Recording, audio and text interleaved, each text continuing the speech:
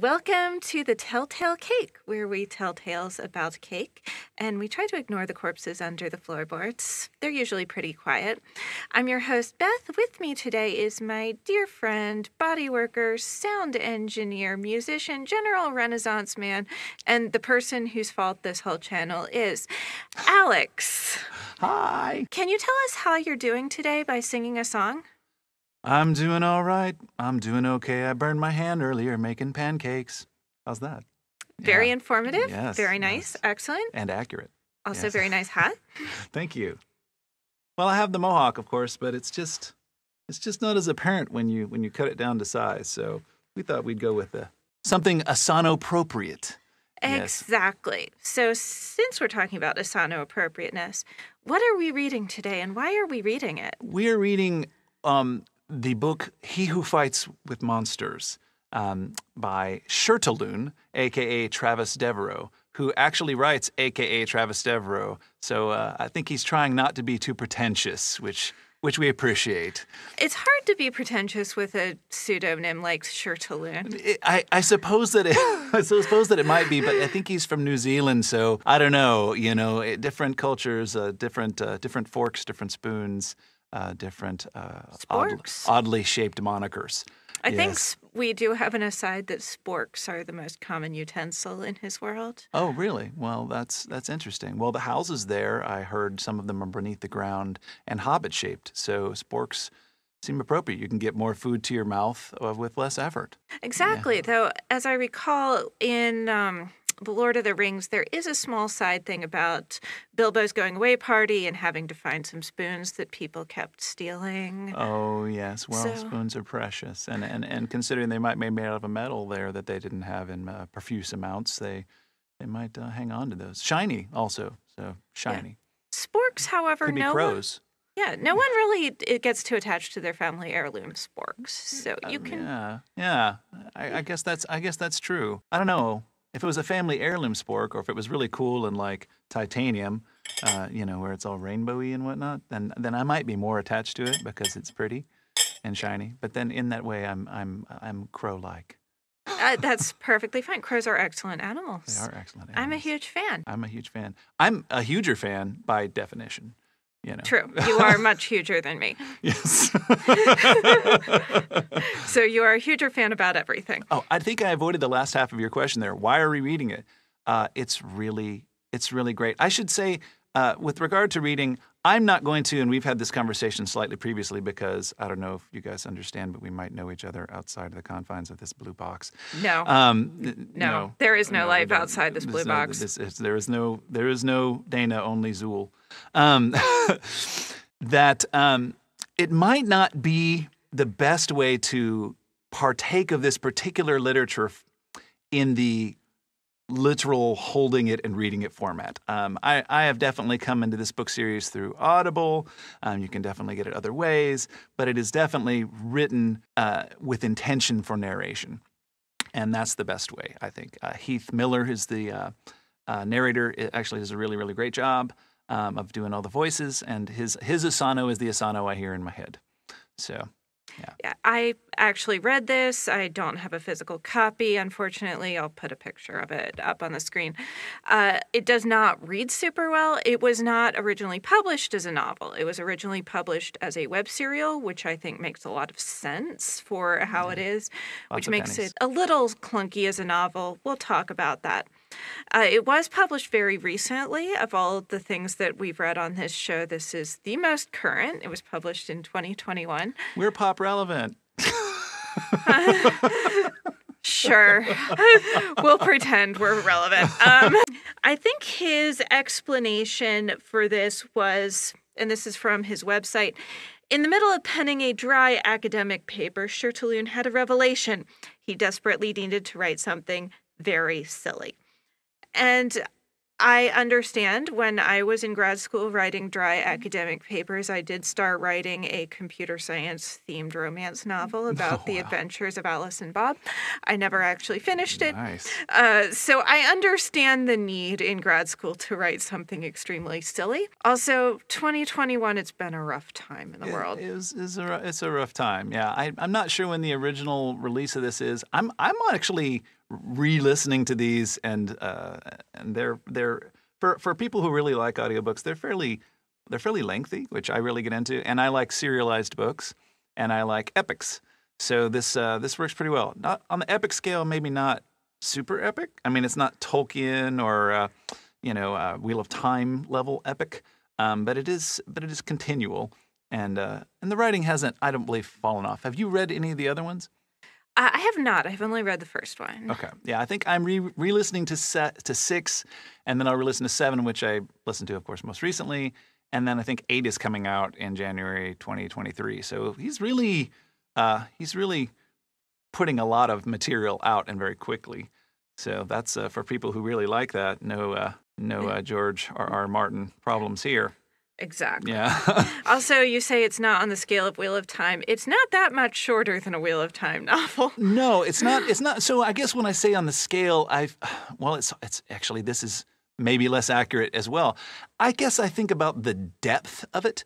He's certainly getting deeper than you might think for somebody who wanted to write something silly, because he's really getting into real world challenges. I mean, we're talking about, so warning here, trigger warnings. I mean, there's abuse, there's torture that happens later in the books and things. It's tough. There's a lot of we say we get to this place, and then there's this peak of all this, no, there's things happening all the time. There's lots of struggle. So in that way, it's big. But I guess when I think of like Wheel of Time, maybe it's just not as overtly verbose, because, like we get to Tom Bombadil, and there's actually a reference later in one point in one of the books I just listened to yesterday about, I got to Tom Bombadil and I stopped, because some writers were known for becoming very profuse when it came to the adjectivorial, that's not the correct word, descriptions of everything. It is an adjectivorial. Yes, and we come from adjective. We're adjectivorians. Do we come from them or do we eat them? Isn't it the same thing? Sure. Okay. All right. Paying no attention to the bodies under the floorboards. Yes. So he's not as going out there describing every little thing to the nth degree. In that case, I guess it's not as deep. But the sagas are world-spanning. So in that way, it is. It is got a little more breadth and depth. But I guess I just, maybe it's because it's newer. It doesn't feel. But if you've are you a Patrick Rothfuss fan? I am quite a bit, right. Actually. Okay, yeah. So Patrick Rothfuss. So Name of the Wind, I think, is being very deep, very broad, very, very descriptive, but not overly. Like Wheel of Time, Robert Jordan could get a little overly descriptive. And if we go all the way back to Tolkien, they had to cut thousands of pages out of the first book, so not that. Also, I have to point out that Tolkien was kind of cribbing off Beowulf. Oh, right. And there's a lot cut down out of Beowulf when we look at The Hobbit. Oh, yeah. Oh, yeah. What did the Beatles say? We were rip-off artists extraordinaire. So everybody who writes good art, and you stand on the shoulders of other artists, right? Which is why they die, because the weight just crushes them. It's hard to have more than 2 people standing on your shoulders. It really, really is. And I'm a big guy, and about 6 is it's really my limit. And and I like to make sure I have a sandwich. That's why we only stand on the shoulders of giants. Exactly. Typically. Yeah. I think I might fall under that definition. 100 years ago, I absolutely fall under that definition. So we're just going to go with it. How about that? Maybe get some giant friends to help distribute the load. I think that's an excellent idea. Yeah. I'll see if I can get a hold of the rock and the mountain. The mountain. Yeah. Good friend to have to stand on their shoulders. I'd like for him to carry me around. How amazing would that be? I mean, I'm 6.5 feet tall, so yeah. All right. We'll not get into fantasies. I mean, wait, let's get into this fantasy. We're definitely getting into this fantasy. Okay. But before we get there, on this channel, we eat cake with our books. And this time, in addition to cake, instead of just drinking coffee, as we often do, we are drinking a special lemonade. We are drinking Jason's lemonade. Which does not mean it's pee. It's definitely not urine at all. It's absolutely not urine. It's not urine. Though that's not too unhealthy a color for urine. It's fairly light still. No, I mean, you're getting enough B vitamins if this is what your urine looks like.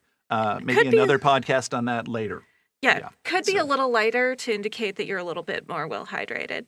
Yeah. So one of the books, not the first one, actually contains this recipe. So would you like to tell me about making this? Yeah, I was really excited because the books are usually a little more straight. It doesn't break the third wall. Or the fourth wall, sorry. It doesn't break that wall much. But just in the middle of one of the books, I was listening and it said, Jason Asano's lemonade. And it just started going and giving this recipe. And a lot of people online, I'm not the first one, have made this. But if you're used to like, oh, you take it out of a jar and put the powder in and mix it up, which is not the best lemonade. Or I squeeze the lemons. That's starting to get there, and mix the sugar. That's starting to get there, right? But this is a level above. I would call this gourmet lemonade. I actually had to do some cooking to create this lemonade. So the recipe was you take 6 lemons, you wash them until they're no longer waxy, and then you either peel them or zest them. I had to use a potato peeler because my zest was just not feeling so peppy.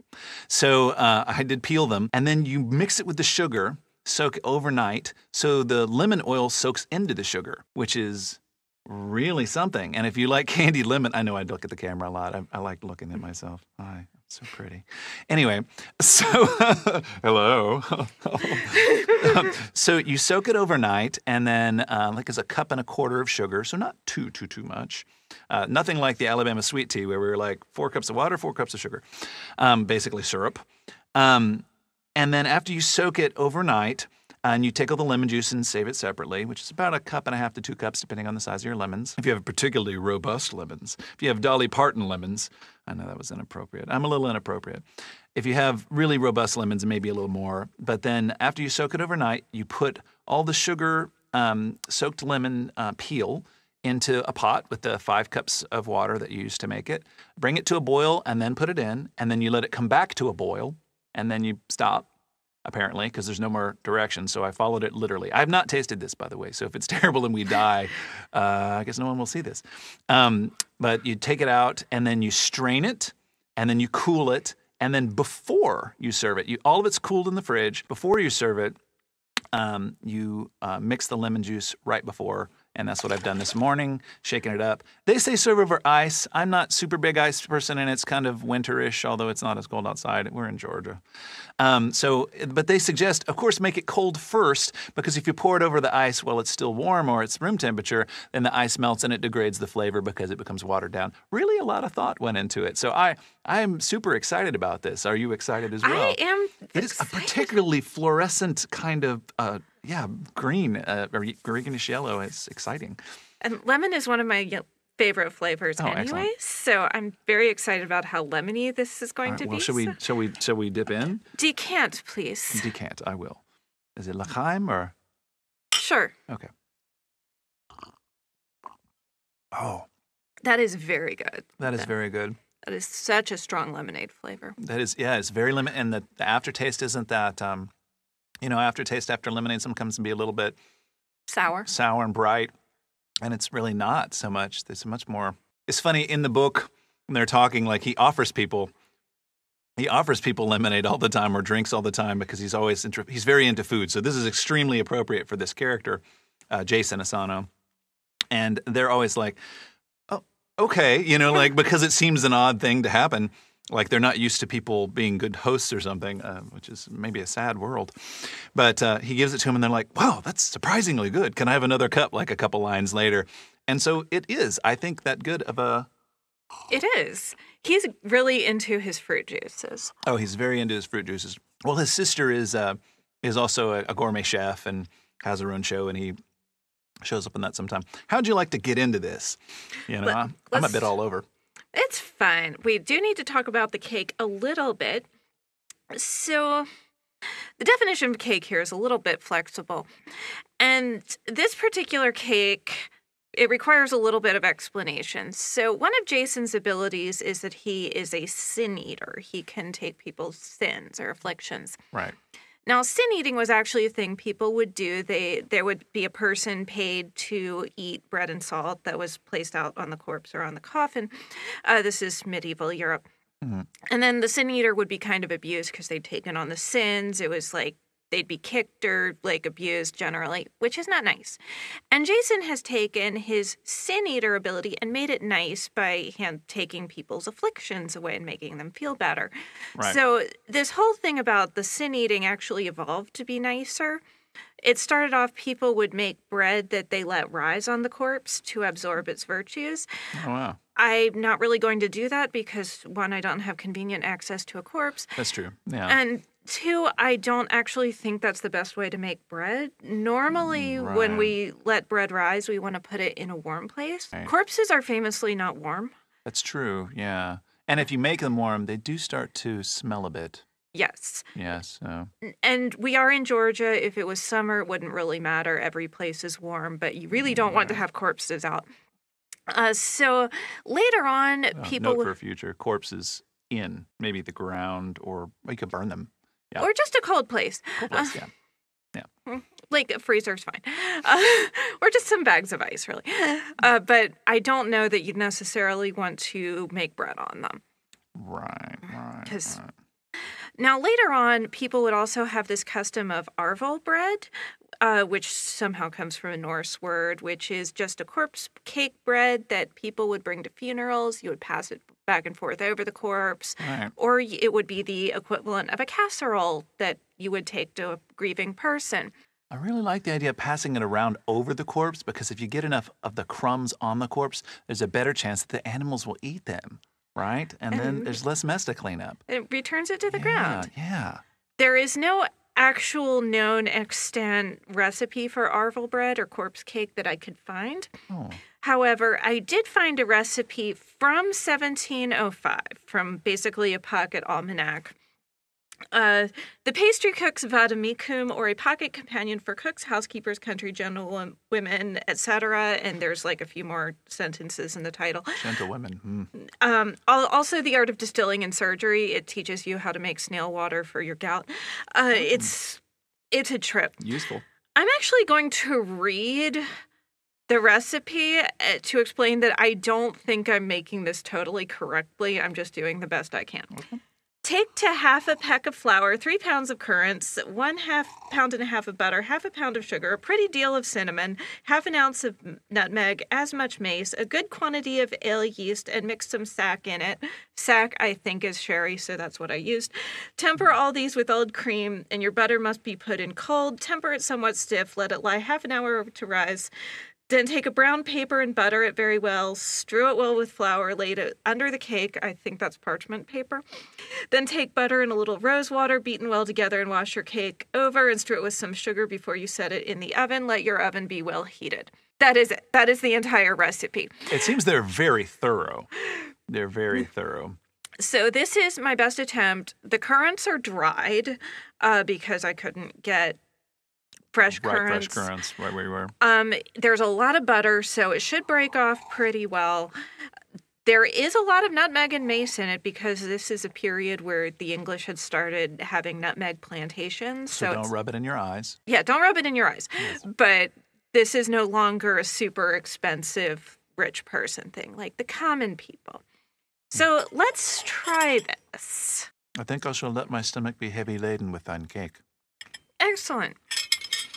I really wish I could have consulted the goddess of knowledge for this recipe because I don't know if I'm doing the form factor right. I don't know if I'm doing anything right. I'm not really sure how much a peck of flour is. Right. It's just all a problem. It's really a problem with this whole modern to not modern ratio. Oh, this is good. It reminds me a little bit of a scone. A little bit of a scone with a breakup, probably because of the amount of butter and sugar in it. Mm-hmm. But it's a little bit more layered, which is interesting. It's because of all the butter. Mm-hmm. And it did say put in the butter cold. Mm-hmm. So I do think I got a little bit of flaky laminate more. because I ended up just blending a whole lot of cold butter into my flour. Yeah, it's very hearty, as a lot of food back then was, because you didn't want to just die from not eating enough. Yeah, it's actually pretty good. It's a little cookie-ish, almost, yeah. Just a tiny bit chewy. Yeah. And the currants, of course. Fruit will hold a little moisture around it. Yeah, it's very scone-like. Mm-hmm. I might be a fan. It's also, I've never used mace before in a recipe. I actually had to get mace specifically for this. And I think it adds an interesting flavor. Animal cookies, the animal crackers that everybody likes, animal crackers, they are made with a good bit of mace. And so that you can taste a little bit of that flavor, that little bit of remnant of animal cracker flavor going on there. And I wonder if they put the mace in there so that if your children misbehaving, that you could just rub the animal crackers in the children's eyes so they can't see you, and then you run and hide and playing a game so they can find you later. How many children do you have? I have 3 children. One of them's grown. Mostly. Okay. He's fine then. Okay. He's fine. All right.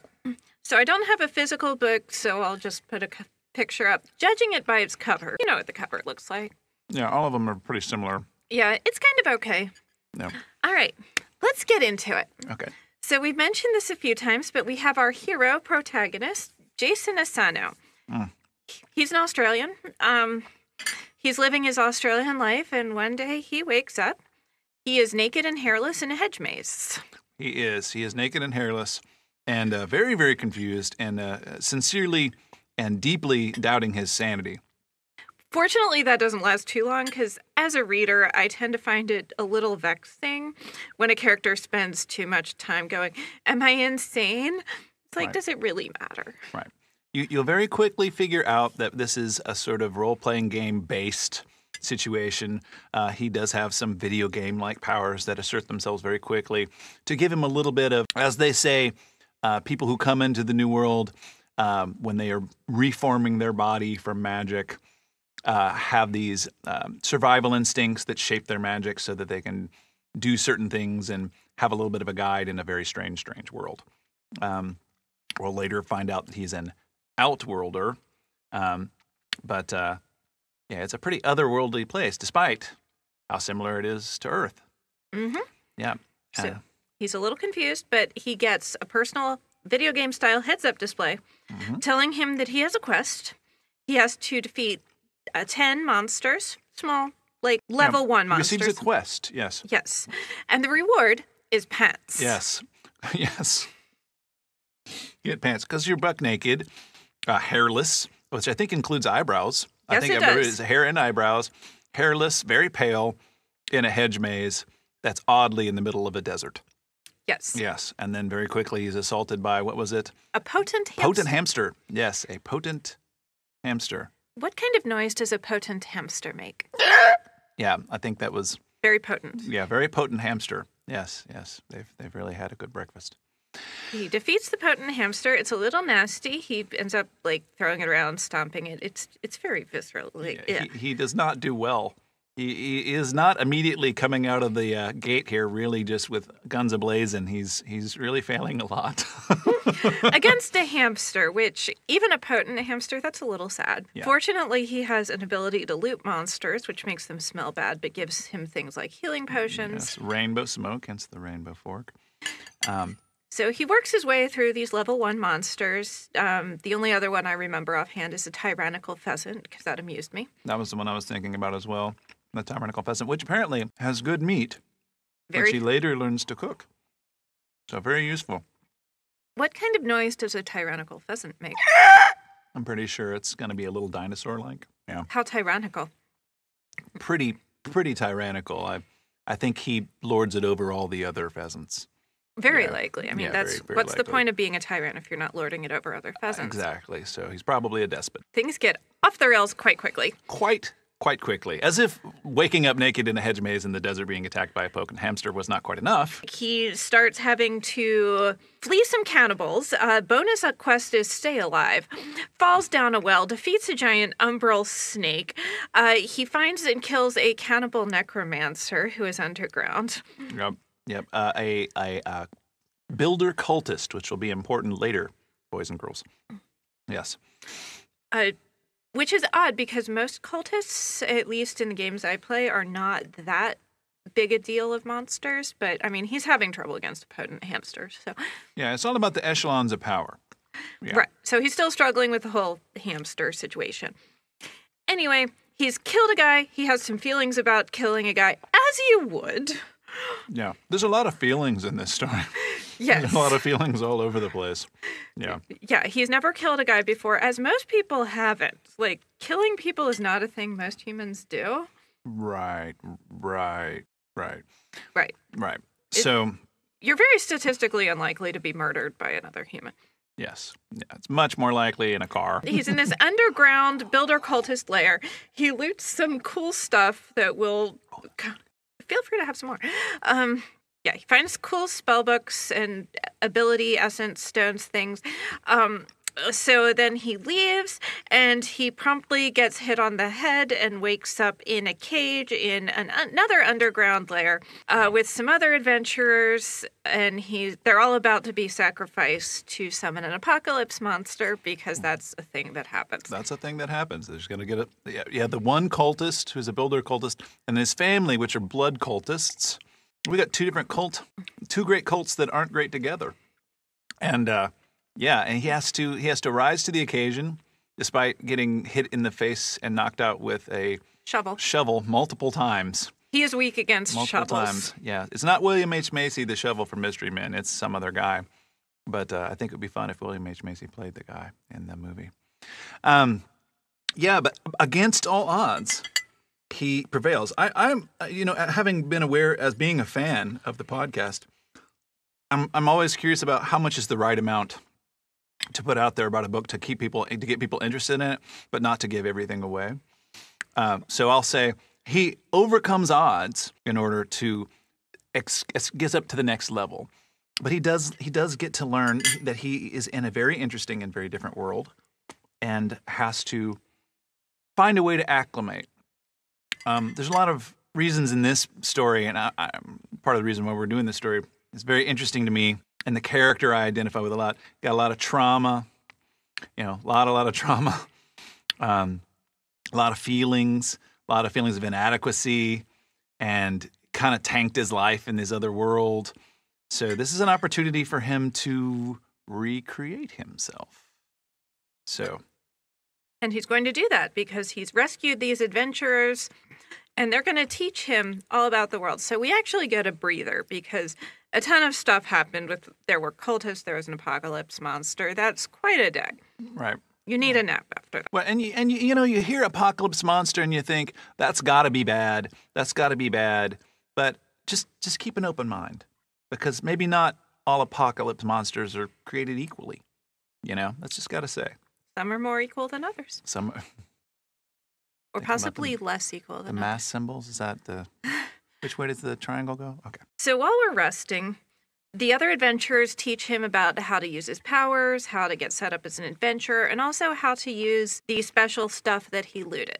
So he gets some essence stones, some awakening stones, so he can start acquiring powers and essences, because that's kind of how this magic works. So he gets darkness and a sparkly cloak. I'm very disappointed in you for not having a sparkly cloak. I didn't, but I did wear an appropriate gothic Hawaiian shirt, which he is also very well known for wearing. He does like Hawaiian shirts. A lot. Yeah. And he gets sin. He gets the sin essence, yes. Which is kind of... I'm not sure what sin really means in a world where there's a large pantheon of gods. That actually exist, yeah. Yeah, what does sin mean in this context? Well, in this context, and we get more of that as it goes on. One thing that's really great, you mentioned the magic and the essence and the awakening stones, and we don't have to go all the way down that. But for people who appreciate magic systems, and I'm one of those people, and you get the magic in Like when we go back to those greats like Tolkien, they don't talk about the magic. It's like the first series of Star Trek. We don't know how they have any of this stuff.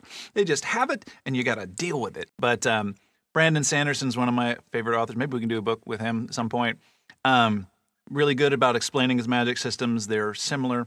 This has got a good magic system. It's well thought out. If he's a D&D, if he's a game master, then he's excellent at doing that because he's definitely creating backstory for everybody. He's definitely putting all these systems in place. But yeah, he's the guy with all the dark powers, right? Mm-hmm. The sin essence. But you can get more. You don't have to just eat all the crumbs. I eat the crumbs first because it slows me down. With regard to the sin, as we get further down the list of the books, we do discuss, and it's more like an affront or an action against something that is considered holy. So if you consider yourself to be divine and inviolate, and someone transgresses against you, then now that's a sin against you. So a very different conceptual conversation with regard to what sin is. It's very interesting how that proceeds. So yeah, darkness, which gives him his sparkly cloak. I think there's a piece of that, and then sin. Gosh, I've heard these described so many times. You probably have them all there in front of you too, don't you? I just sort of list general things. The only other one I wrote down was doom, which is the doom essence. Yeah. So he's this guy with all the extremely dark powers who has a little bit of a hero complex. Yes. So yeah, thinking in the way, because I think he thought he went to sleep before he got sucked into this other world, wearing his Darth Vader boxer shorts. So he's like, I'm pretty sure I went to sleep in my Darth Vader boxer shorts. So he definitely appreciates the villains and the villain monologuing and all of those things, but he thinks like somebody who wants to be a hero really bad. Such a wonderful and tragic dichotomy. I also get the sense that he wants to be a socialist hero and like lead a revolution, but he also hangs out with all the upper class and goes to the symphony. Yeah, he even talks about like, I love muddy inequality or wealth disparity. He's like, I could get used to it, but at the same time, he distrusts any kind of power complex. So, yeah. The other thing he does is he gets a familiar, which turns out to be a tiny little apocalypse monster. This is why we have to keep an open mind. Yeah, it's a swarm of leeches. The swarm is named Colin, sort of collectively. Yeah. What kind of noise does Colin make? Because, it's a leech with very big, like piranha-like teeth, but it's a swarm of them, so they're really just kind of going across. So, I guess that's evocative of a little bit of more of a Cthulhu-esque thing because of the, liquid and gelatinous. Why not? No. Squamous. Yeah, that makes me want more cake. How does squamous make you want more cake? Huh? I guess to soak it up, I think would be because, like the butter on the plate. He actually gets. Do we get to the other world where he does the challenge? I think he gets some more familiars. I mean, he definitely gets more familiars. I'm just trying to remember where it is. It's all in the first book, I think. I don't think it's in the first book. Okay, maybe not. It all runs together a little for me. This book is sort of told in a whole lot of small vignettes or pastiches, so it's hard. I imagine it's hard to keep track of which is in which book. Oh, the adventurers he meets, they're just for convenience. Their names are Gary, Farah, and Rufus. Right. And they're teaching him all about how to be an adventurer and about how you can train all you want, but you also have to take time to meditate and integrate everything you love. The three basical. I love my language when I'm on a microphone and on a camera. Adjectival. Yes, adjectival. So our new. I'm going to democratize this table. The three prongs of an adventurer, adventure being the people who get in the way of the bad things and the common people, are to constantly practice, to meditate, which is a consolidation practice. Mm-hmm. And oh goodness, well, it's in there. I'm so prepared. Can you tell I'm so prepared? But yeah, the meditation practice becomes really, really important as we go through the story. Yeah. So now we've had some time to prepare. Jason is also suspicious of this other person, Anissa, who's been hanging out with the adventurers. He thinks she might have betrayed them, but it never really goes anywhere. So This is a good place to talk about like how the author is definitely having his political fun inside his books, because this is a total Nazi call-out kind of situation. Yes, she is described as a very Aryan looking. Aryan, yes, very Aryan. I don't She's know an elf. I don't know how to pronounce words. I only learn them by reading them. So. Oh, well, that's better than completely mangling them in the process of speaking them, which is what I do. Between the two of us, we might actually have the language skills of a person.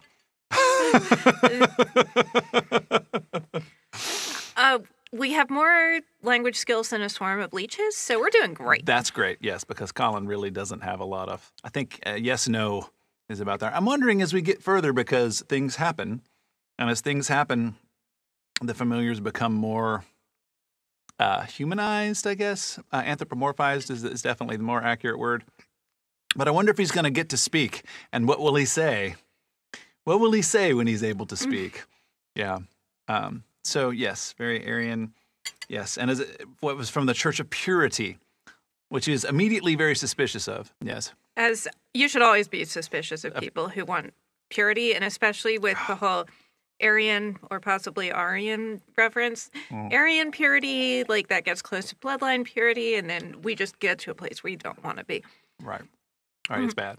There is no Nazism on this podcast. Yes. We've done all of our getting essences and powers, and now we're going to go to the nearby town of Greenstone, and Jason's going to learn to be an adventurer, join the local adventurers guild there. This whole world works the way you expect your standard game of D&D to work. Yeah, safety ramp. Yeah. Low magic zone to start, you're ramping up. Mm-hmm. Now, Jason decides to separate from his newfound friends so he can get familiar with the world, which he's very good at.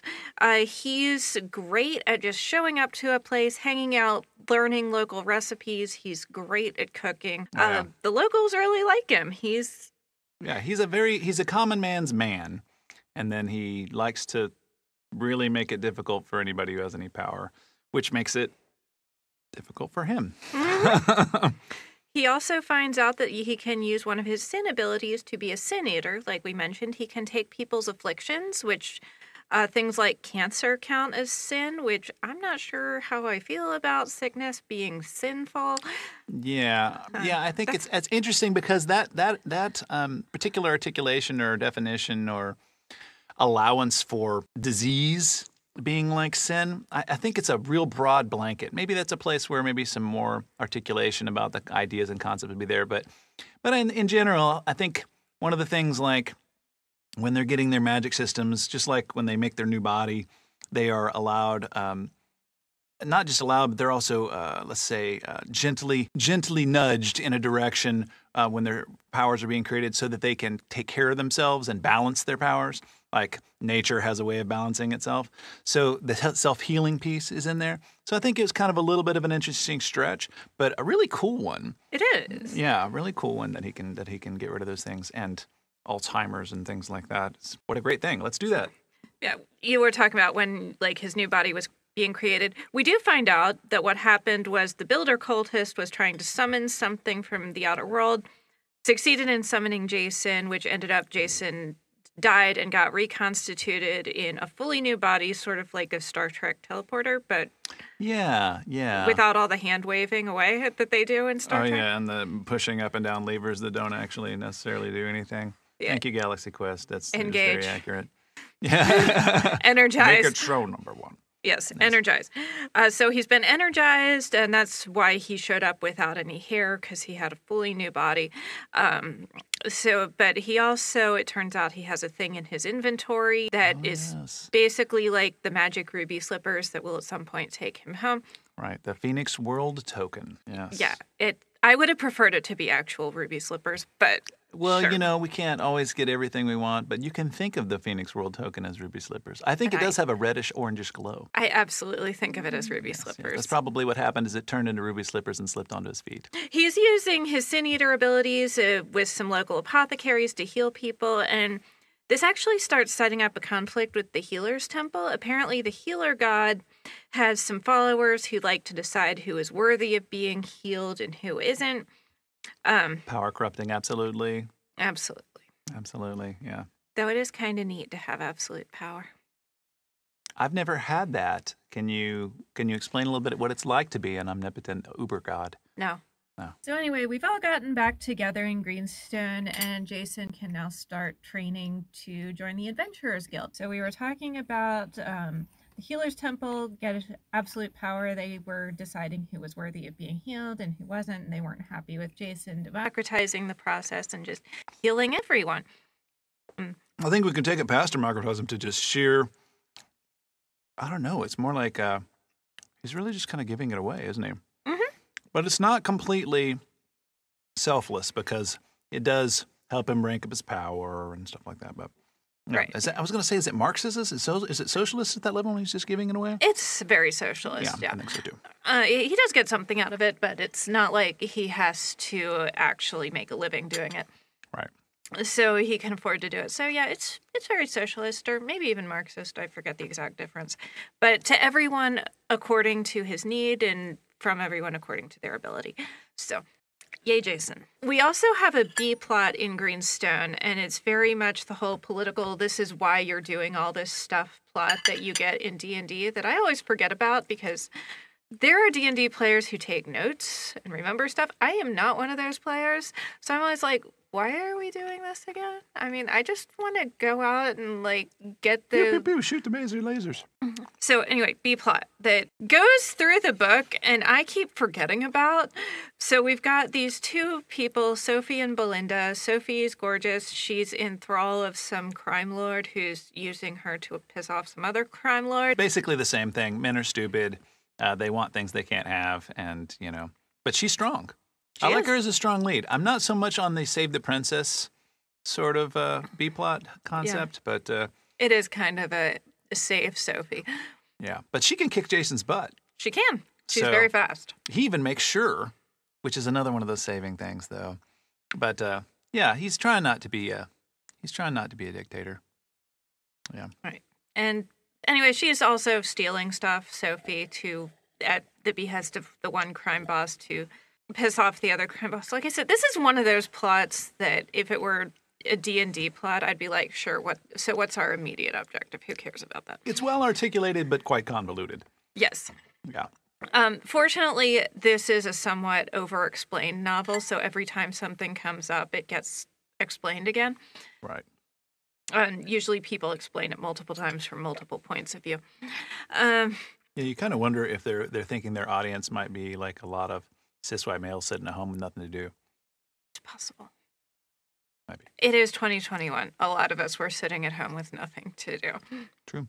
Our main plot continues to be Jason. He's working to power up and join the Adventurers Guild. His friend Rufus is like some super high-up adventurer person who actually does assessments. Yeah, I heard his family had a school for adventurers. Drink. Jason comes up with drinking games, and when people mention things a whole lot, like Rufus talks about his family's school a lot. So every time he mentions that, Jason says, drink, and everyone has to drink. To the great amusement of all of Rufus's original team and friends. It annoys Rufus. Oh, yes, it does. Now, He was a good guy.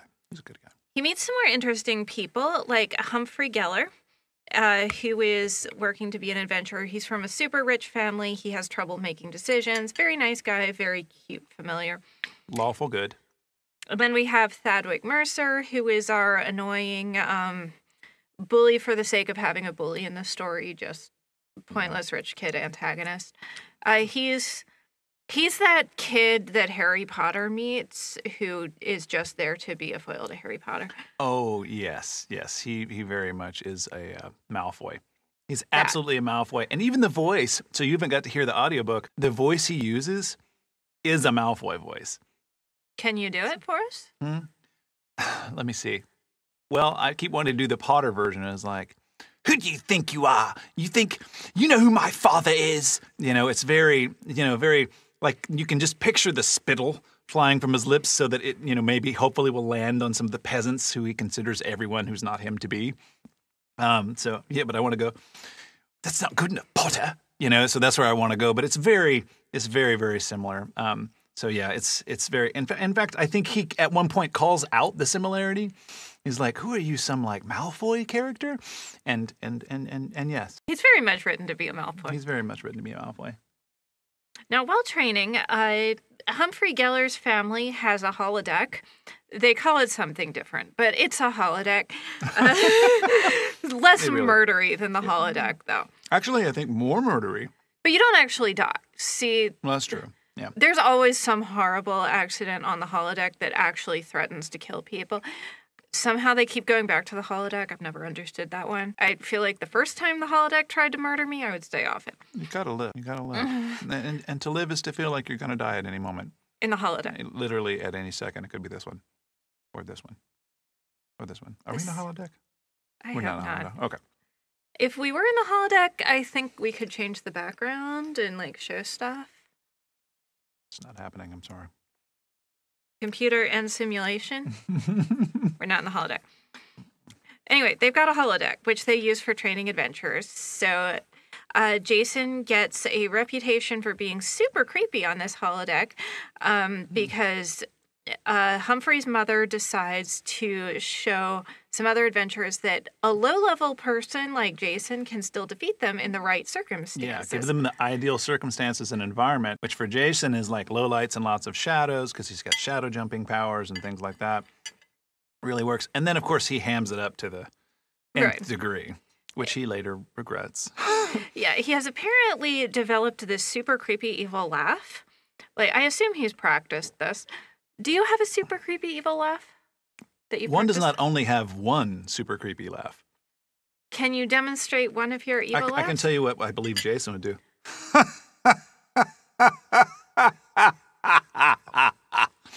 Because he does it very slowly. I remember when he's pulling the sphere out and then licks it. Yes, except for probably smaller, not a little higher pitched, and I'm also very white, and he's at least half Japanese. So, but yeah, pretty creepy. Very, and he uses this to creep out his opponents because that is a strategy, and it's not a bad strategy. But then this recording of him being super creepy and evil and like virtually killing everyone in the holodeck starts circulating, and everybody assumes he's an evil guy with the evil powers. You're the guy with the evil powers. Yeah. Mm-hmm. Yeah. Looking at feet. Yeah. That's pretty much his reaction. Yeah. So he now has a reputation, and he goes out to be assessed for the Adventurers Guild with some other people who don't really repeat his characters, except for the assessor, who has an amazing mustache. Who has an impeccably amazing mustache. Who later Rufus gets into a little bit. Rufus, of the characters, so they're all ridiculously good looking, which gives him a complex because he has a better looking older brother who always was the favorite. See, look, that was surprisingly good. Would you like another glass? Yes, I would. I would. See. So Rufus is this ridiculously good-looking, brown-skinned man. Okay, thank you. When, and he shaves his head, but apparently does not wax his head at all. He never waxes his head, apparently. Who falls for the mustachioed man with integrity. Because that's the thing. If you've got an amazing mustache and integrity, well, then you've really got something. I think that's what Moxie is made of. Integrity and an amazing mustache. Why don't you have a mustache? I can only have one of two things. I think I'm Moxie allergic. It's more intolerant. Charisma, I'm fine. Moxie, specifically, it's like my digestion gets a little weird. I don't sleep quite right. I feel my legs is kind of shaky. So I got to go with just, I can keep the integrity part. I thought the integrity, of the two things, it was amazing mustache or integrity. And I thought more of my friends would appreciate the integrity. Do you think I should switch it up and do just mustache for a while and just throw the integrity out the window, or? I can only say that if I were a man, I would definitely be going for the mustache. Like, especially a mustache like Val Kilmer in Tombstone. Oh, yeah. So then I could be your Huckleberry. Yeah, I'm your Huckleberry. I'm your Huckleberry. Yeah, that was Best performance he's ever done. Moving on from Val Kilmer. Carrie Elwes? Also hot. Yeah. He passes his assessment by defeating a rune tortoise, and he has some feelings about it because once the rune tortoise has used up all his runes, it's just a tortoise, and who wants to kill a tortoise? I mean, turtles are pretty great. They are. I've got like 4 Guiro frogs in there, and a turtle would be good to add to that collection. I like turtles. I save them when I see them on the road. Definitely. You should always save turtles. Turtles are great. Turtles are great. What I like about turtles is, most animals, they're like either carapace or backbone. Yeah. Turtles just said, yes, please. Yeah. They're like, okay. We're good. Yeah. I think they were only half listening. But then as the longest lived land animals, I guess it's fine. Because like one of them just celebrated recently, I saw on the news, a 190-year birthday, which probably meant he got more spinach, lettuce, carrots, and whatever else. But I'm sure he was still happy to have that. So, I bet. Yeah, he looked happy. He's like, which looks happy to me. Yeah. I mean, that's how most tortoises look when I see pictures of them. Yeah. Huh. They're not all the same tortoise. They might be. There's really only one tortoise that appears in different forms. Then what's the planet resting on if there's only one tortoise? It's a turtle. Oh, that's right. That's a turtle. Never mind. There's a difference between a tortoise and a turtle. Silly me. It's in the spelling. Okay. And also there's some elephants there to help. Oh, yeah, that's right. I remember that. Okay. Moving on, which is apparently hard for us. Unless you're on Discworld. Anyway, go on. Jason is now in the Adventurers Guild, so he's going to start having adventures. He gets onto a very large expedition with a whole bunch of people. Yeah, Emir's expedition, yeah. First of all, he pisses off Thadwick Mercer, which wouldn't be a problem, except Thadwick's toadies are the only healers, so that's a little bit of a problem. And what I like about him is how much preparation he takes to make this just a super comfortable expedition. Oh yeah. Well, one of the things he gets is a storage power. Gotta have a storage power in an RPG, right? Yeah. So you can put, big things into watch. This just goes away. I could just drop it and break it, and it would made a really good effect, but I'm not going to do it because I like these plates. But the storage power thing is really great, but he brings things like a sandwich. The best part of his storage power that I think the author wrote in is the fact that if he puts things in, they come back out fresh and hot. So, like, if he makes, like, a lasagna... Well, the same state he put it in, right? Exactly the same state he put it in. So it comes out hot. So if he had a fruity slushy drink, which at times he has a fruity slushy drink, it comes out fruity and slushy. And still cold. Right. Although he couldn't get the little umbrellas, so, yeah. Because I didn't have the little umbrellas on that world yet.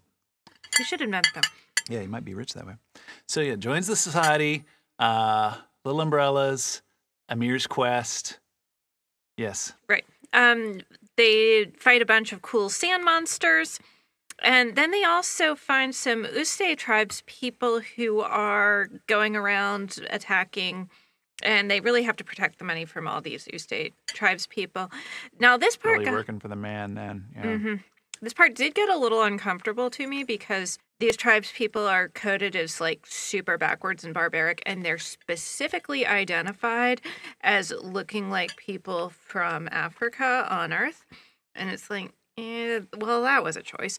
Yeah, I absolutely hear that, and I guess the reason I wasn't coded on it because they are sand dwelling, so they're more likely sand and sun dwelling, so they're more likely to have darker skin. Which, if you made them all really pale living in the desert, would be weird. But he could have gone with green or any other color as well. Yeah, it's a fantasy It's also world. a super hyper misogynistic patriarchal warrior society thing too. So yeah, so it's just it's more like Viking, really. Viking was not super misogynistic. Oh, I'm sorry, but the pillage and steal and rape part, that's the part that I mean, not the misogyny. Yeah, okay.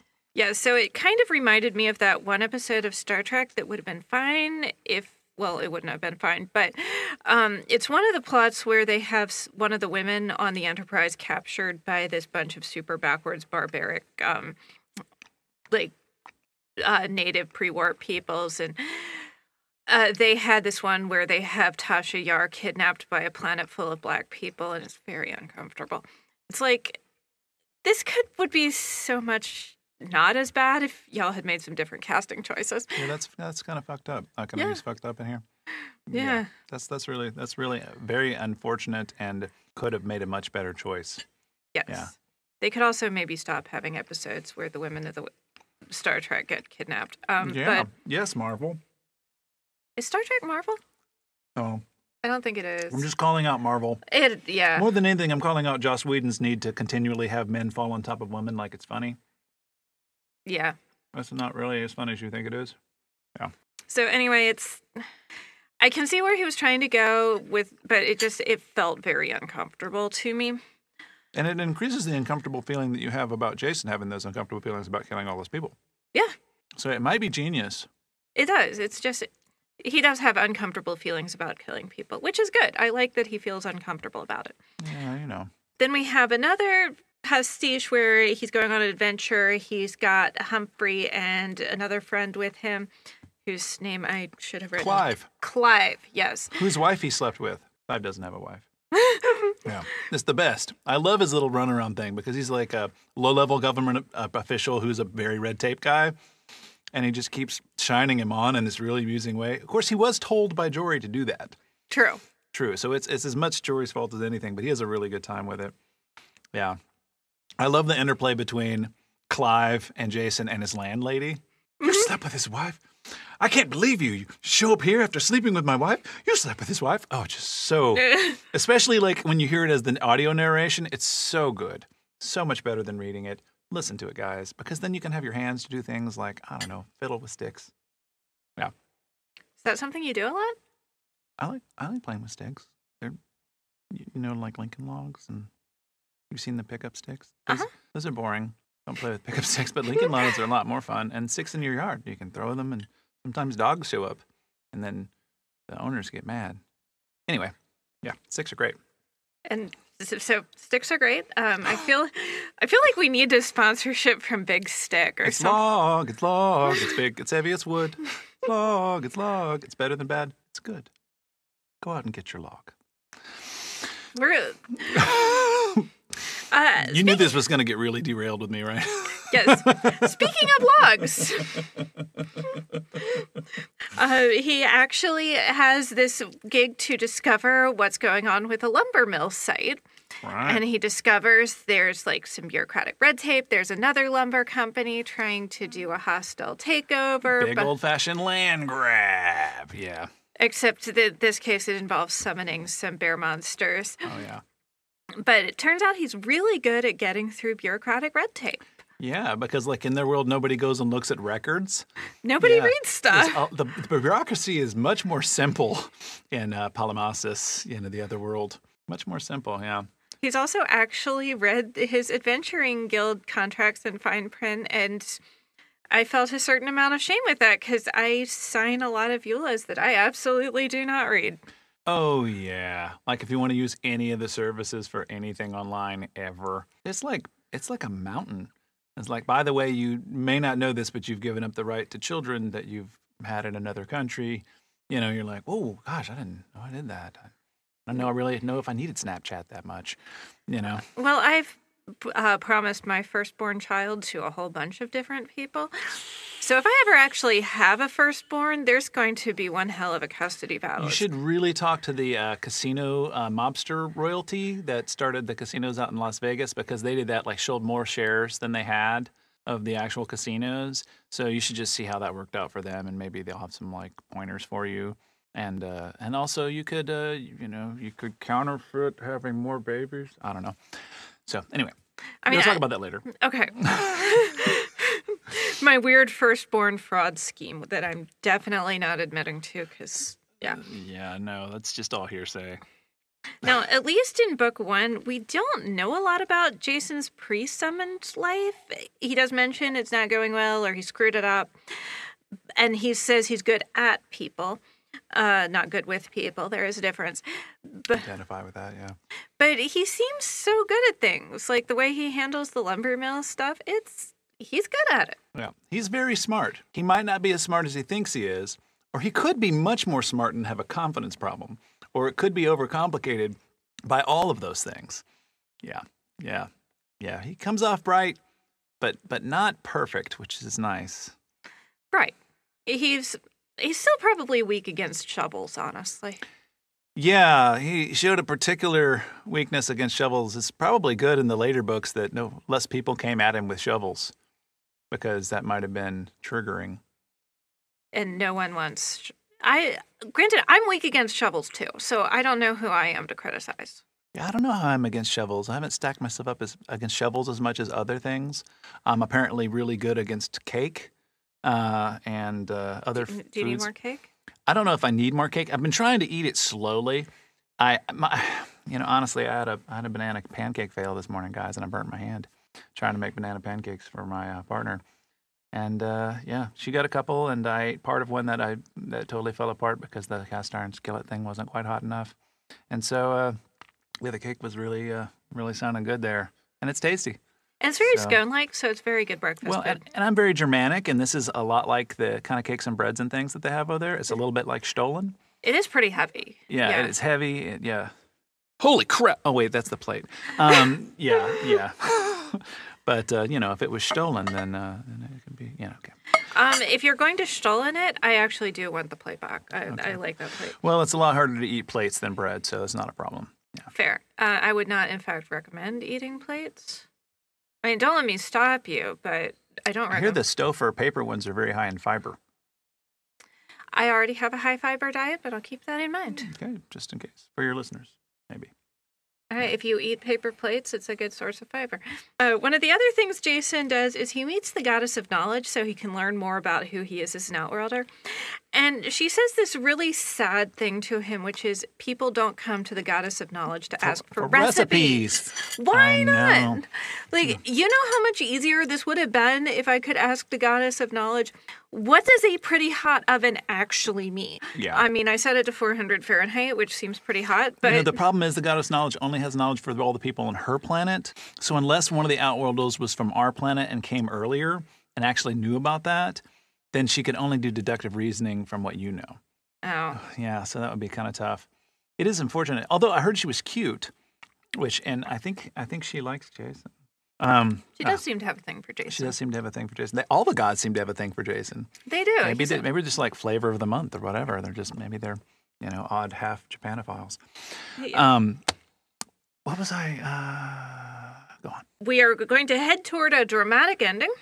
Oh, yes. So most of the adventurers in the city of Greenstone clear out to go explore an astral space. That's because in the desert you get water coming out of astral spaces. It's like it's magic. It's the greatest irrigation system ever. Magic. The water shoots out the side of a huge round thing that's just floating in the sky. It's magic. With shabs that are shark things that are crabs. Want to let them eat children? What noise does a shark, crab, shab make? I don't think it's going to have a lot of vocal range. Yeah, because it has a shark mouth, and sharks don't vocalize, and crabs don't vocalize. So I think it's going to be more of a grinding sound. Yeah. I've heard crab lobster things kind of burpish sounds. So that's kind of where I'm going from. I don't know. I only have shrimp. You can have freshwater shrimp in an aquarium. It's great. Yeah, their screams are really terrifying. But that's only if you can hear like 60,000 hertz and above, so don't worry about it.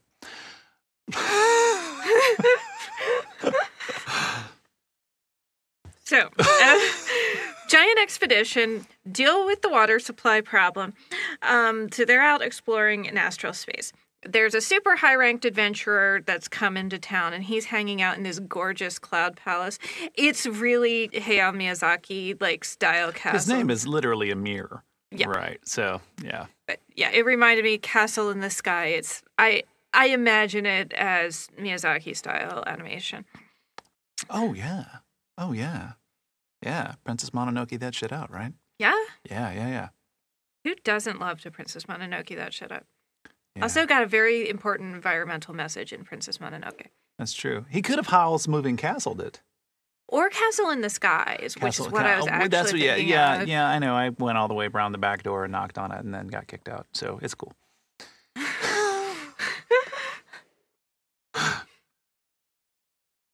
Ham. I'm so glad I have notes because otherwise I'd be lost and it would be your fault. I would so take credit for it, too. You would. I would. See, this is why you need a mustache rather than this whole integrity thing. I don't think the integrity is working out for This might you. not be working out for me so well. Meantime, Fork, yeah. Jason is taking on the job of ending the B plot. He's going to figure out what these weird thieves are, because all that most people know about Sophie and Belinda is that there's these series of high-profile thefts. Heists, yeah. In the daytime. Yeah, super bold and daring, like these strange people, nobody knows who they are. But Jason's going to do it. Turns out that the Adventurers Guild is sort of dragging their feet and has a backdoor connection to like one of the big crime bosses. Oh yeah. Yeah. It's really intricate-y. Yes. Yeah. And I'm still trying to care about this plot. I genuinely don't. It's not particularly relevant later. And it's not even very interesting now, in all honesty. Yeah, it's not. I think it's just mostly looking for ways to add people to the team, and I think the only thing that's interesting like about that character piece is that she might be the only other person as conflicted as him. Okay. So in a way, it makes him no longer the most conflicted person, which I don't know if that becomes relevant later, like it shows up a lot in like book 2 and 3. Yeah, spoiler alerts. Shows up a lot in books 2 and 3, but the plot piece of that, it kind of tanks down. He gets tired of it too, I'm not surprised. Yeah. So yeah, he gets with his friend Clive. They figure out like through some reasoning what she's after, so they can predict the next heist, so that they can spring a trap and capture her. Blah blah blah. Everything succeeds. They discover this huge magical corruption, like political things. Yeah. Ponzi scheme. No, it's not a Ponzi scheme. Go on. Yeah. It's not quite a Ponzi scheme. Amir, the high-ranking adventurer, helps him out, so everything's going to be fine. All the super massive corruption, like Jason sets himself up to take on all this corruption with the Adventurers Guild. I still kind of don't care about it. I'm trying to care about this plot. I don't. Because it's not actually the best part. It's not. Yeah, we'll get to that. Well, we'll get through all this stuff, and then we can talk about why it's actually, what the good parts are. Yeah. Meantime, the expeditionary force gets ambushed by a whole lot of weird constructs, which are the hard, like golems and things are the hardest things to fight in D&D. Like, you should just sort of avoid it if you can. Literally, furniture that's alive it really screws with you because, yeah, you're confused. Do I sit? Do I fight? Do I, contemplate what the meaning of life is? It's very confusing. Yeah. Yeah, never, when inanimate things come alive and try to kill you, it's just never a good time. Yeah. So the expeditionary force, it gets its collective ass kicked. Yeah. Oh dear, I hate it when forks come alive. Yeah, it's a really hard battle. Farah dies. It's actually quite sad. Spoiler alert. Yeah. Yeah. I'm never worried about spoilers. Yeah, if you watch this, it's probably because you want to disagree with us or agree with us or just make fun of us, and that's fine. Yeah. For me, I don't know about her. Yeah. Yeah, if you want to not have spoilers, you should not be watching this. And also, the whole spoiler phobia is a very super modern sensibility. It is, yeah. Yeah, back in Dickens' day, you knew the story before you read it. Yeah. Yeah, everybody's told you. Yeah. And even when he was publishing things in serial form, people would be like, what's happening to little Nell? Is she still alive? What a terrifying concept, publishing things in serial form. I know. Can you imagine trying to read The Great Escape off of Cheerios out of order? That is terrifying. Thank God we've come in further. Wait, you said this was originally published as a serial? No wonder you have so much trouble with these plot lines. God, okay. Yeah, they're very disconnected. Now I know. Yeah. Yeah, this is... We'll talk about it in just a second, but I don't think this does very well as a novel. Anyway, yeah, there's a denouement. It's really fast. We figure out Sophie's situation. It's going to be fine. They're going to take on the Adventurers Guild. They've fixed all the political corruption. They're going to leave Greenstone soon. End of novel. It's not quite cliffhangery, but is hangery. Yeah. It's maybe a small hill. but Yeah, not really a cliff. It's a descending hill with a valley, and you don't really know what's on the other side of the hill. But it's not that thing like where it's sheer drop off, and you're like, crap, I really thought we were going to keep driving down this road. So I think he's pretty decent about that. As someone who consumes serial literature, I think people who like hardcore do that. It's off-putting. Yeah, because then you really, really hate waiting for the next one. George R. R. Martin. Yeah. Yeah, as someone who likes cereal, like particularly with little marshmallow bits in it. So you think you're Lucky Charms, huh? I usually have the off-brand ones. Well, sure, yeah. Unless Lucky Charms gives me money, in which case, absolutely only take Lucky Charms. Sponsored by Lucky Charms. Give me money. Read the Irish novel, and they're like, our cake today is actually Lucky Charms. And we might be stretching the definition of cake. The definition of cake is flexible. Yes. This is not as flexible. Where was I going? We were going to get into my sugar system of ratings. Oh, yes. So, S is for sexiness. Okay. Now, Jason does end up getting it on with Thaddeus Mercer's gorgeous sister, Cassandra. Oh, and I really love, so you don't get to hear, but I really love the way that our narrator does female voices because he doesn't overdo. So, as also somebody who does audio narration, there's a lot of tendency to go, oh, well, I had this beautiful, and, they raise their voice too much, which does not sound conversational because you can tell that you're trying to do something fake. It's like doing a bad British accent. All right, well, this, it's just, you try to do Cockney and you really just come off as a cock, and it's bad. But he does a really good job of just kind of soothing. It just makes it a little smoother. And you actually picture the Adam's apple melting away a little bit. And you're like, so she has a very soothing, sexy voice. So I think that it definitely packs the sexy piece. And then, of course, all the people are sexy. Yes. All the people as they go up in their magical ranks just get consecutively more sexy. So that's cool. Yeah, I'm actually not sure how I feel about that there are no ugly adventurers. Yeah. Well, Jason doesn't come off, he's not perfect in lots of ways. His foibles and faults are many. And particularly we talk about his extremely sharp chin, which, there's a lot of jokes as he goes up. He's like, used to be able to cut ice with it, that he's not the most beautiful guy. And that's an odd thing, though. That's not ugly. I do remember later in one of the books, they're talking about someone who is very good looking, but they aren't actually beautiful. They're very plain.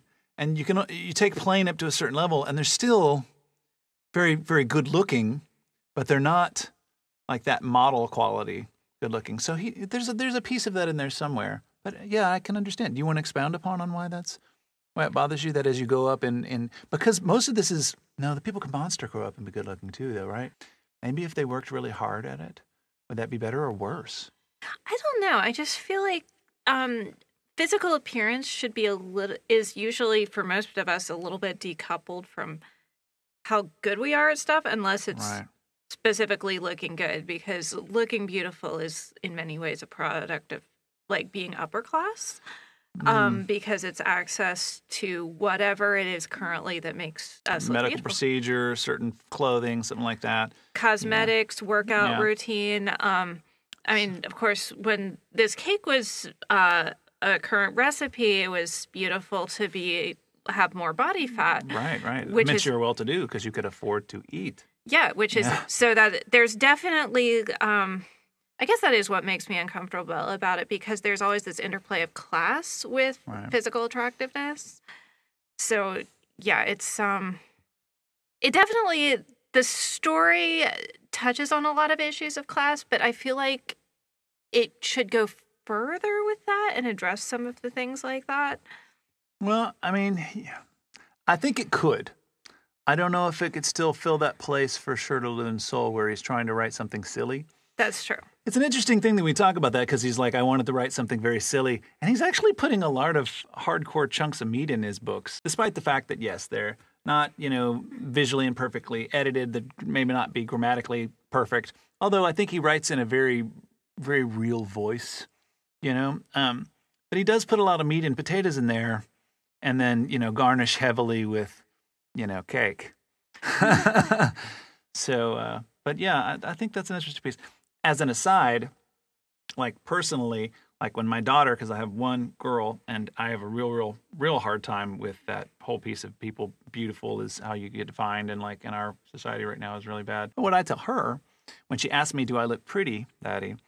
I say, "What beautiful is to me is how you treat yourself and how you treat others. I think your outfit looks very well put together. You've obviously groomed, and that's great. That shows that you take care of yourself, and you have your own sense of style. So those things are all very beautiful. But yeah, it is a problem. I'll recognize that. Yeah, and maybe there's a bit in that in the week too. But we're also talking fantasy, so that's just gonna happen. Yeah. Let's see. U is for uniqueness. So it's not the most unique lit RPG out there, I think. No, it's not hyper unique. Yeah. The most unique thing are the characters. Yeah, and the character personality pieces. They're not all big tropes. Some of them are. Humphrey is a very obvious trope, and Jason is a collection of things. But yeah, no, it's an RPG style, lit RPG style thing, and yeah. Now, what I do like about it is it's sort of a response to The Hobbit, because one of my favorite things about The Hobbit is when Bilbo remarks that adventures make one late for dinner, which is something as a child I never really understood. And as an adult, I'm like, yeah, adventures do make you late for dinner, and they're inconvenient. But Jason goes out of his way to make sure that all his adventures are super convenient. He takes dinner. He takes dinner with him, yeah, when they're inside the space and they're fighting for their lives and doing this challenge in the death realm, or the death, cult realm, it sits down plates of food for everybody. I mean, that's style. It might be touching on Moxie, but he doesn't have the mustache, so. He could. He should work on the mustache. I think at one time, doesn't he kind of a beard and he does the villain, very precise villain cut. He might. Yeah, I think that happens. So maybe a little mustache, yeah. Yes, G is for gender. It does pass the Bechdel test. There are named women who talk to each other about something other than a man. Sophie and Belinda, for example. Wow. Though everybody does kind of spend a lot of time talking about Jason. Oh, well, yeah. It's very Jason-centric. Yes. Yes. I like that it's because he causes problems and not just Jason special. Right. But there's a lot of that, too. Now, we do have this B-plot that's entirely motivated by needing to save the beautiful Sophie, and it's just not a good B-plot. Well, I think it's, of course, this sucks because I'm a guy, and I can be like, I want to be a force for, I'm gender, you can't be an ally because you call yourself an ally. I'm going to totally recognize that. And here I am going to go, and I'm going to stand in this other corner. There are lots of times where the men in this have to be saved. There are lots of times where the men have to be saved. So, as a trope, yes, meh, bleh, yuck, meh. But it's not the only thing. Men have to be saved in it many times. Like he has to save that one guy when he's out there trying to pass his test. Mm-hmm. Of course, he saves Rufus and Gary and Farrah. Right. They're in cages. Right. And he has to save them. And he's not this overtly I'm this masculine, long-haired, big-chested guy. He gets hit in the face with a shovel a lot. This is true. Yeah. So I want to hear that and respect that, and also say we're not limited to that. All right. So lots of men getting saved in there. Yeah. Though I will point out that most of the people getting saved are getting saved by Jason. It's true, but Jason also gets saved. This is true. Yes. I think he tries really hard. He does. Yeah. So we're the A. A, Axiness. Is this a book that is an axe for the frozen sea inside us? For me, it is. It broke through a lot of things. There are a lot of things I can identify with this character, Jason, with, because I have a lot of similar things going on. I mean, I don't want to lay all of my feelings out on the table, but I can put a couple. There's not a lot of space on this table, but there's a little bit. You can have some feelings. What if I put my feelings on Cheerios? Yeah. Yeah. Okay. Yeah. I'll publish serially.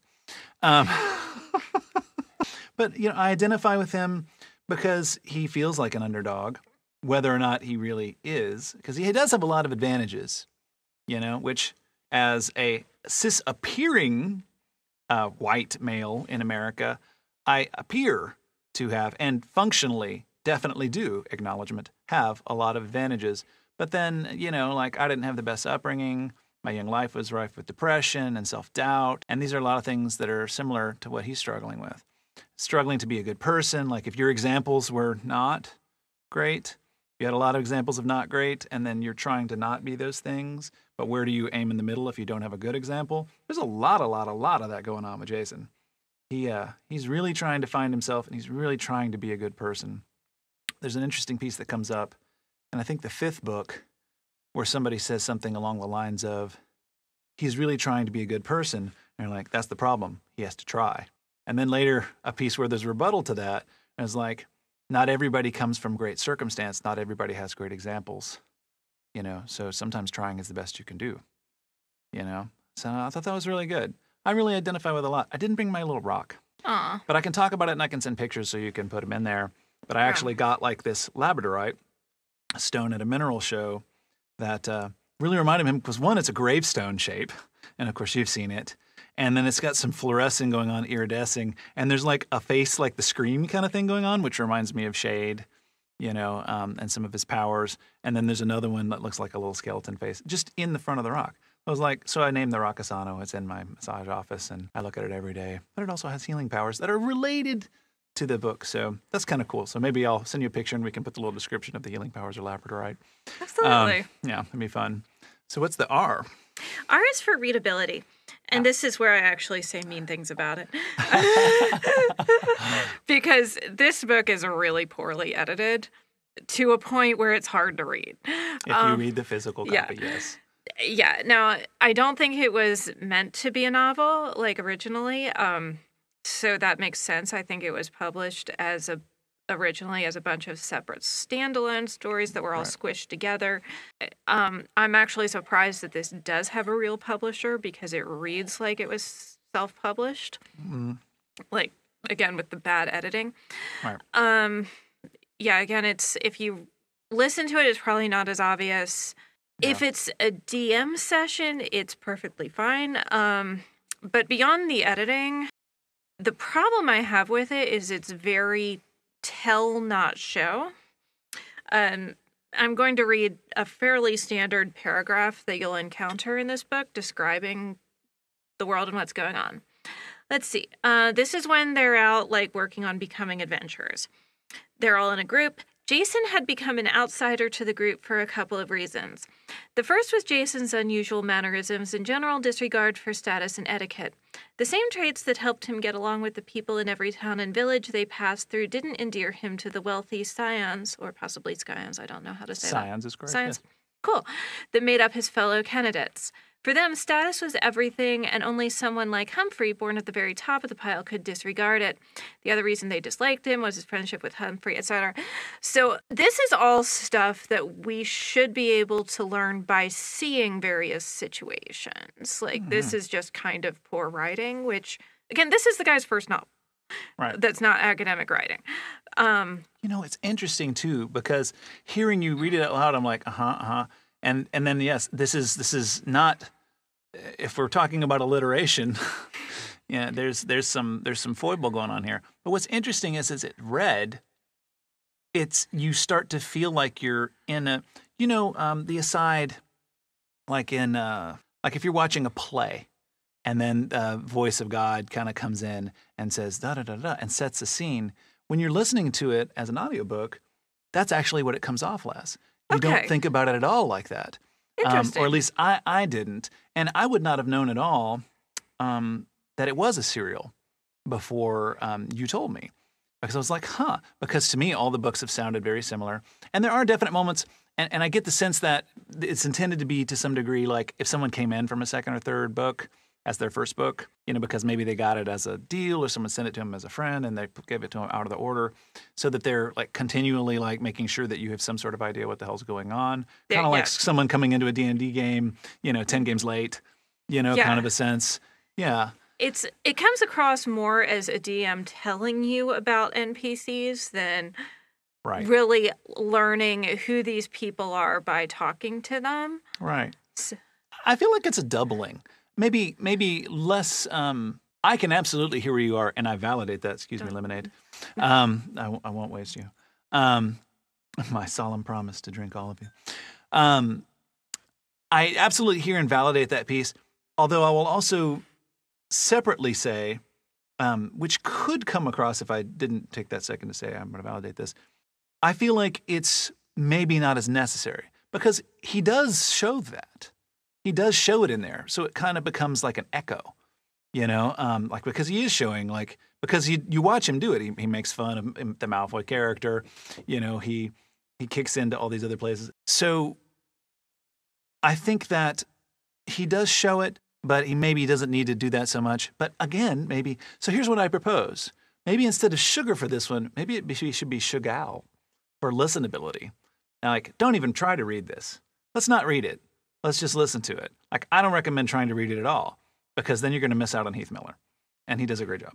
So I can agree with that. Yeah, it's probably much better listening to. Yeah. And with that, I think we're done. Thank you so much for joining. Thank you for having me. Can you sort of sum up your experience here in a song? In a song.